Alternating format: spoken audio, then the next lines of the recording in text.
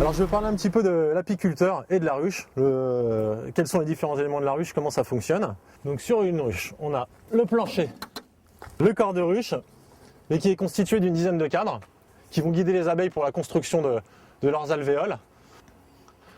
La porte, qui permet de réduire la largeur de l'entrée, parce qu'on a des gardiennes à l'entrée de la ruche qui sélectionnent les abeilles, parce que les abeilles peuvent venir d'autres ruches pour piller le miel. 10 cadres qui ont été filés pour maintenir une feuille de cire. On appelle ça une feuille de cire gaufrée. Les abeilles vont s'en servir pour construire leurs alvéoles. Et ça permet en fait ces cadres amovibles de ne pas avoir des constructions anarchiques, puisque si on ne met pas de cadre, elles vont construire dans la ruche, mais elles vont coller leurs rayons, leur cire aux parois, et nous on ne pourra plus venir inspecter la ruche. Avant, les ruches anciennes, on avait des ruches en panier, en osier, des ruches en terre. Et en fait, les abeilles construisaient de façon naturelle dans ces paniers, dans ces jarres. Et on venait arracher les rayons et on pressait les rayons. On détruisait toute la cire et puis on pouvait récolter que quelques cadres. Donc là, avec ce type de cadre amovible, ça permet de garder la construction un peu plus longtemps, la construction des abeilles. Et puis de vérifier, d'ouvrir la ruche, de contrôler. Ensuite, au-dessus de ces cadres, on va mettre le nourrisseur couvre-cadre. Ça permet de fermer la ruche et puis de nourrir les abeilles en cas de disette. Et bien sûr le toit qui protège de la pluie. Alors en période de récolte, quand le corps de ruche est rempli d'abeilles et de miel, on va agrandir le volume de la ruche pour poser une hausse. Alors cette hausse,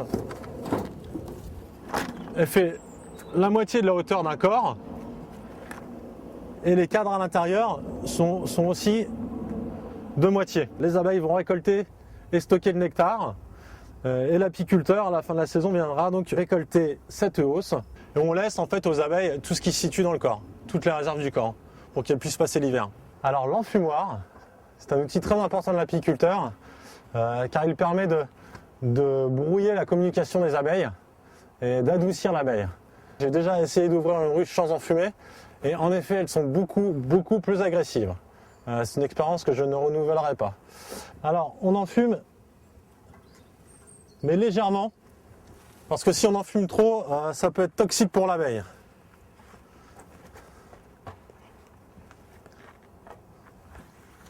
Donc on va voir si nos abeilles ont bien récolté. Donc voilà, on voit comme on a enfumé les abeilles.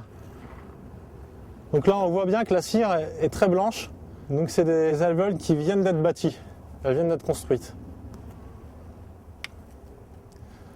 Dans une ruche, le couvain est élevé au centre des cadres et autour on a les ressources en protéines et en énergie qui sont le miel et le pollen.